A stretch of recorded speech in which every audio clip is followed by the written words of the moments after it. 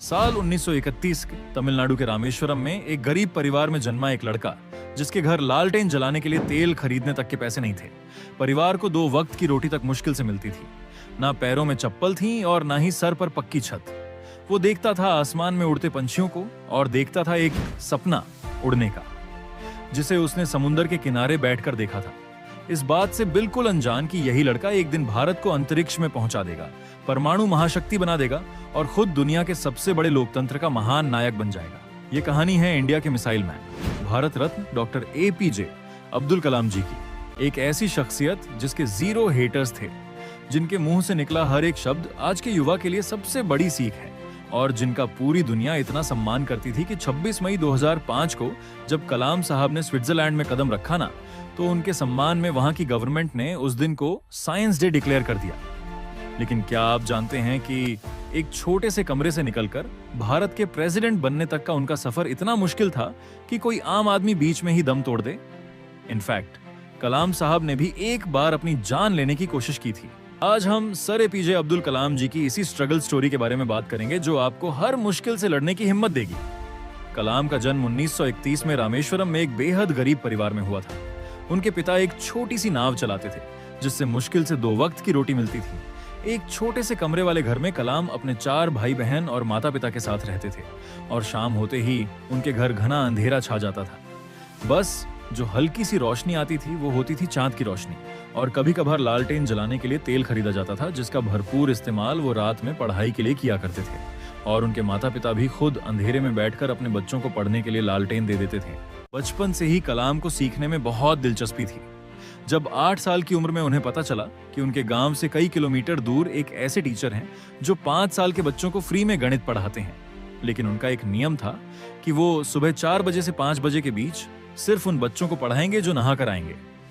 तभी 8 साल के कलाम ने ठान लिया कि वो मैथ्स तो सीख कर रहेंगे।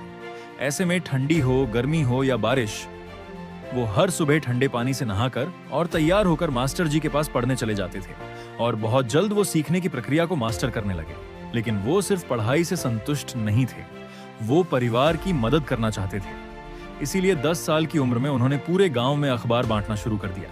कलाम साहब हर सुबह अपनी साइकिल पर रेलवे स्टेशन जाते, वहां से दीनामनी नाम के अखबार कलेक्ट करते और पूरे गांव के घर घर में अखबार पहुंचाते। इस दौरान भी वो चलते चलते पूरा अखबार पढ़ लेते थे।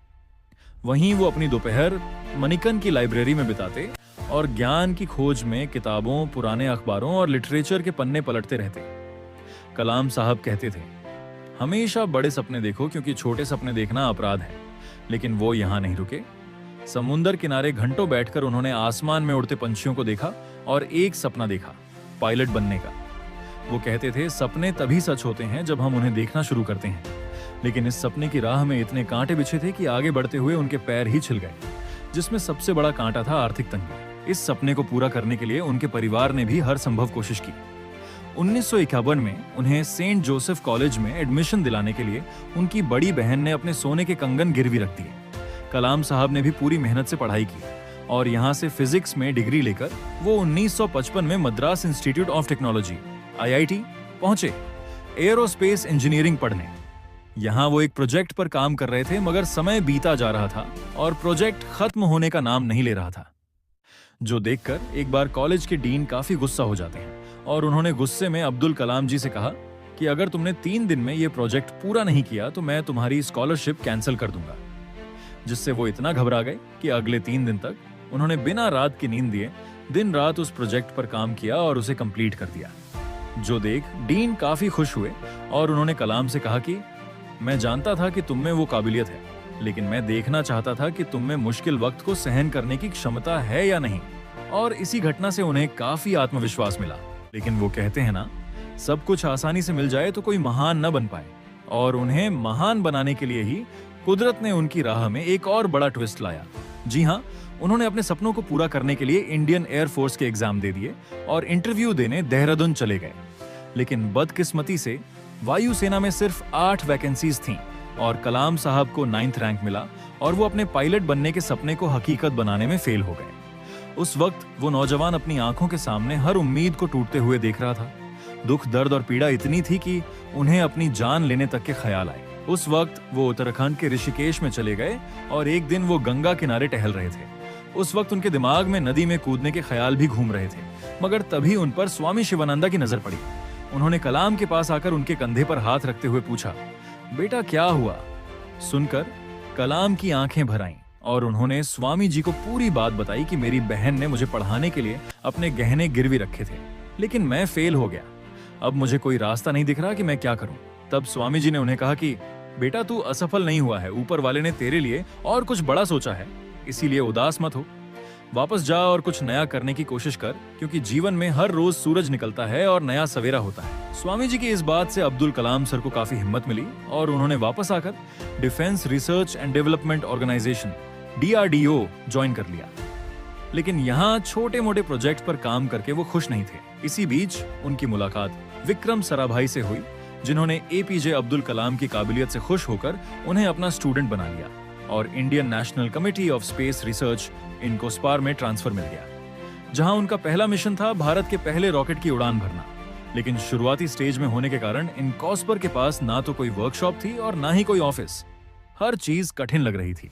इसे अंजाम देने के लिए उन्हें सबसे पहले एक जगह चाहिए थी। कलाम साहब और उनकी टीम ने हार नहीं मानी। उन्होंने केरला के थंबा गांव में एक चर्च को अपना वर्कशॉप बना लिया और वहां के फादर के घर को अपना ऑफिस। फिर सरकार से मिले थोड़े बहुत पैसों से उन्होंने बकायदा पूरे रॉकेट को ही बना डाला। लेकिन यहाँ पर उनकी मुश्किलें खत्म नहीं हुई, क्योंकि रॉकेट को लॉन्च पैड तक ले जाने के लिए उनके पास कोई साधन नहीं था।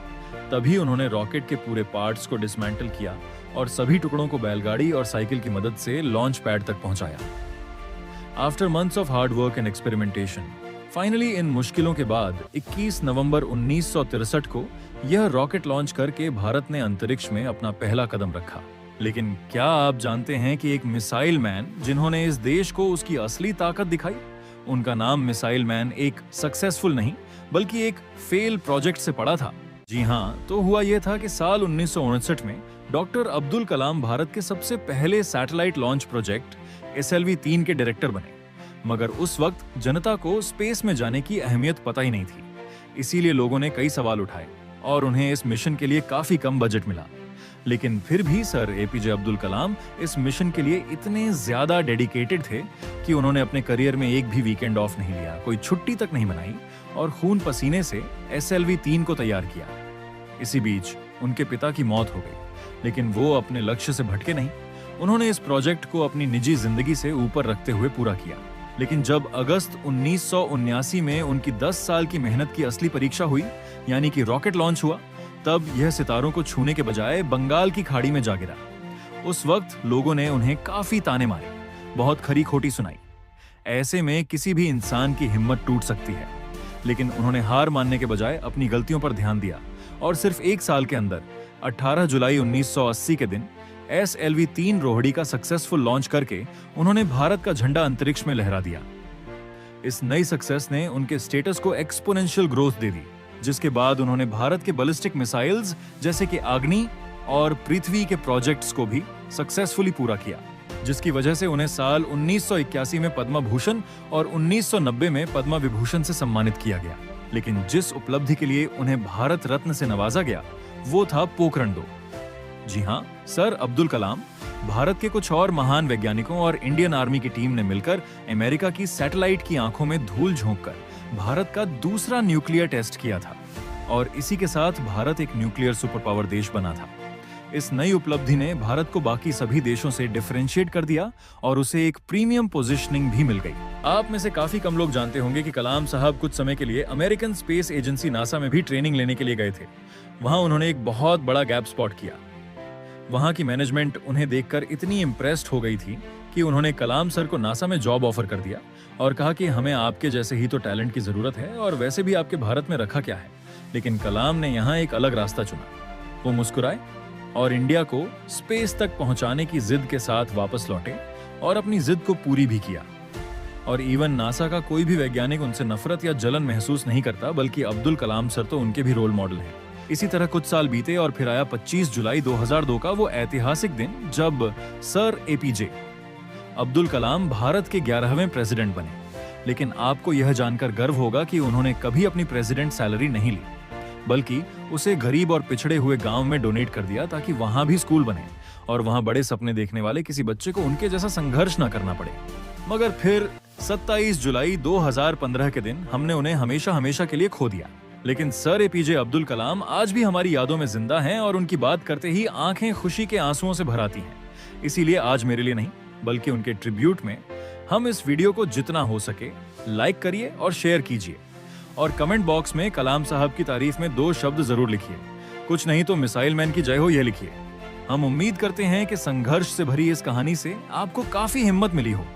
अगर आप भविष्य में ऐसे ही स्ट्रगल स्टोरी सुनना चाहते हैं तो रीड रिकैप रिपीट को सब्सक्राइब करके पास वाली घंटी जरूर दबा दीजिएगा। इस वीडियो के एंड में कलाम साहब की कुछ बातें कहना चाहूंगा। वो कहते थे, सपने वो नहीं होते जो आप नींद में देखते हैं, बल्कि सपने वो होते हैं जो आपको सोने नहीं देते। जब आपका सिग्नेचर ऑटोग्राफ में बदल जाए तब समझ लेना कि आप कामयाब हो चुके हो, और इंतजार करने वालों को सिर्फ उतना ही मिलता है जितना कोशिश करने वाले छोड़ के जाते हैं।